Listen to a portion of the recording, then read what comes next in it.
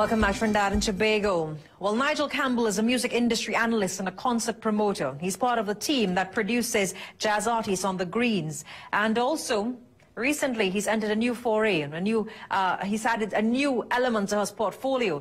He's been very vocal on the state of the industry, the creative industry in Trinidad and Tobago. He's done a number of podcasts and he's been very critical on what the Minister of Finance announced in the 2018-2019 fiscal package. This is all in relation to the creative industries. Nigel, good morning. How are you? Morning, Hema. How are you? Hello to your viewers. Good morning. Good morning. I'm good. Now, the term diversification has been bandied about, monetizing the creative industries. In one of your podcasts and in one of your blogs, you said simply it's lip service. That's a harsh term to use for the minister's hope in the creative sector. Why do you feel that?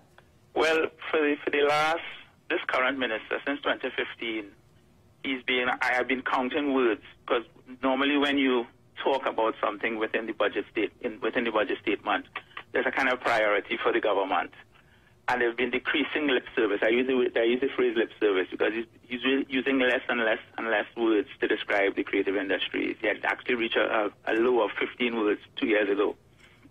But more importantly, he's actually been allocating less money towards the creative industries. It was $6 million, then it went down to $4.25 last year, and it's $4 million this year. So that kind of small money is not something that you could really do anything with in a real world sense. Is it? I see that it was cut by about 2.9 million. Is that correct? Well, there's the PSIP, and the PSIP for this year is $4 million. It was $4.25 million last year. So you look at the figures that have been presented. The minister identified a number of elements of the creative industry. Now, first of all, I should have started this way. When we talk about the creative industry, you describe it as a collective noun. A collective noun containing what? Consisting or describing what? Well, for the government, what the government has been doing is taking film, fashion, and music, and that is what they're calling the creative industries, and that has been under the Ministry of Trade. The other elements in the creative industries, including broadcasting and publishing, and they've been allocated to other ministries, and including the Ministry of Culture. But my focus has been on the creative industries, and specifically on the creative industries company, CNC3, because I'm not a fan of the business model of the state enterprise. And since the 1990s, they've been using the state enterprise model to do some kind of energizing and to make our creative industries global. It was TIDCO, IDCO, TTN, now it's Creative TT. And whereas we may have gotten a couple bites here and there, the actual grand movement upwards and outwards of our industry has not really happened. Admittedly, some of that blame can fall on the stakeholders themselves, the actual artists and creators. But the state's function is supposed to be creating an enabling environment.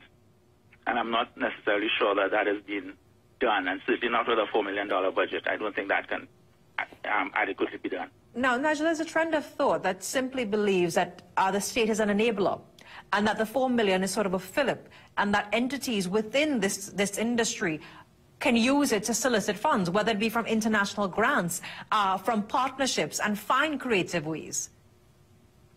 As I said, what has been happening, and I could talk about this year's budget speech by the minister, where he actually spoke exclusively on the live music district. Yeah, I saw that you were very vocal, particularly on the live music district. What is your issue with that? Well, the live music district as an idea is a very good idea. I'm not against that, right? But the minister used the word about the success of the live music district, and he gave some statistics. He said there were 300 performances at 31 venues and that kind of stuff. But when they launched the live music district, they promised 700 performances at these same 31 venues. So just by this pure mathematics only, it's not necessarily a successful venture going forward. But I have been speaking to artists, performers, and we've been observing what's been going on. Myself and Laura Durrett, who do our podcast, Music Matters, the Caribbean edition. We've been seeing and we've been having conversations with artists who have been actually in the live music district. And there have been complaints. So that I think one of the common debates is, how do you define success in the industry? And it all boils down it's more than just quantity, but it's actual quality. And I think what has happened over the 3-month pilot project period, which was from March to June of this year, is that it rolled out, but it didn't roll out effectively. There were some errors in terms of how they funded the whole thing. Do you think that they can get these errors corrected? What are some of the errors that you identified? Well, the big one that stood out for me was that the state set a rate. They were going to pay for the first 20 minutes of a performance, and they paid the artist that. So that the venue operator was kind of let off the hook. And the venue operator then said, okay, fine, all I want is 20 minutes of a performance. So you have an establishment open for like the afternoon from 5 until midnight, and all you have is 20 minutes of entertainment. That's not really a live music district. That's not an attraction. And it seems to have happened that way. A number of artists have told me that all they got to do was a performance for 20 minutes. So that I think that is that was an unintended consequence. It could have been an error that was admitted certainly by the chairman of Creative TT recently, that they actually admitted there were some errors and there were some lessons to be learned. So that going forward, of course, the minister did say that they plan to roll it out nationwide. And I just said, well, why don't you just fix what you're doing first before you go on a rollout nationwide, and make sure that you actually get the buy-in, more than the venues, but buy-in by the artists, because ultimately the live music district is about the artists and certainly audiences. Now, you talk about the quantity of money given.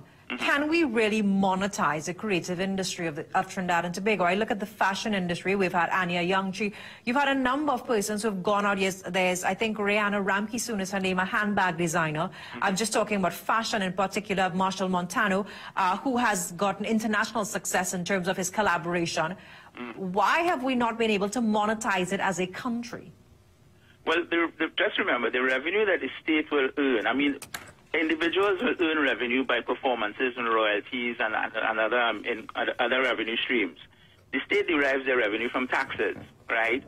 Now, if an industry grows exponentially, as is one of the phrases that they use in the statements at the ministry, and they have the ability to then export those artists, there's some kind of buy-in with an artist, like, let's use the Barbados model. Rihanna is a global superstar. And by Rihanna stating that she's from Barbados, Barbados has some buy-in where people come to Barbados. So there are all these tangential spill-off activities that can come where revenue derives. What has happened, I think, over the years here, we've had, as I said, some little bites here and there, but I don't necessarily think that we've had an indigenous recording around music industry that has been supported by enabling environment, by legislation. We have a broadcast industry where a number of artists have been asking for quotas. The existing broadcast code says we're not going to do quotas. We have problems in the CMO industry, that is the copyright agencies, in terms of a kind of clarity. The Ministry of Legal Affairs can not necessarily run the whole thing, but they can mediate. There's been left wanting. So the areas that, as I said, that the state can do, which is, as I said, create that enabling environment. No, Nigel, I'm going to ask you to stay on the line because we're going to go straight to the 7 a.m. newscast. When we come back, we will continue this conversation with Nigel Campbell. He has a blog and also has written a number of articles in relation to the state of the creative industry. Also, did you check out his latest podcast? He's very critical about the word count that the ministry and the government has been dedicating to the creative sector in the budget statement. Stay with us. This is The Morning Brew. Welcome back, Trinidad and Tobago. We are continuing our conversation with Nigel Campbell, a music industry analyst. Nigel, looking at the fact that you are not confident that that Creative TT can handle the mandate, is that correct? I wouldn't say that. I just think that the business model that they've used, as I said, the state enterprise model hasn't been very effective in any industry outside of energy, probably NGC, or not even Petrotrin. But effectively what has happened is that we've used the state enterprise model to do a whole host of things, I guess, to create some kind of efficiency. But they just haven't had the results to show. So who do you think, or how should this model be changed? What exactly should be done? Well, I think there's something that was mentioned in the, we have a strategic plan, which actually is in draft and hasn't been released in full. But at one point they were making mention of what is called a music task force, which is a kind of private-public partnership between stakeholders and the state. And together they will drive the strategy of the music industry and moving it forward. Just creating a couple of staff members within MusicTT and a couple of projects to run is not enough. I don't particularly think that's enough. Now, do you have any hope, considering that there has been a cut in the allocation? You said that the money is not enough. What are your forecasts for the industry in the next year? How do you see it changing? Well, as I said, there's strategic plans for film. The film strategic plan is, I think, in train or going to be done again. Fashion is public. Music is hidden for whatever reason. And creative, the overall creative TT strategic plan is now being put together. So that, as it stands right now, I think this money is just holding money just to continue what has been started probably last year. The new initiatives aren't that grand. They're just continuing off what they have done last year in terms of artist development and an online platform. But as I said, in terms of some kind of major moves within the idea of with major moves for the enabling environment creation, that is something that has to be done at the political level. As I said, a cultural policy has to be passed, a broadcast code has to be promulgated, a broadcast policy has to be updated. These are things that are done by the lawmakers, and those are the things that create the enabling environment for the industry itself to operate. Do you get the impression that anyone is serious about the creative industry at all? Not at the political level. Why? I think stakeholders have been passionate. I have been passionate about it. I'm in it. But it's something that has been, as I said, has been on the books for the diversification of the country since the 1990s. And we've been trying, and Carnival is our biggest export. And as an adjunct to Carnival is the idea of the music industry and, of course, the elements within fashion that are used. But to suggest that those elements are going to create an industry that will move the GDP or create a kind of numbers that generates millions, if not hundreds of millions of dollars in GDP, I haven't seen that. I don't see that happening right now. Carnival is our big thing.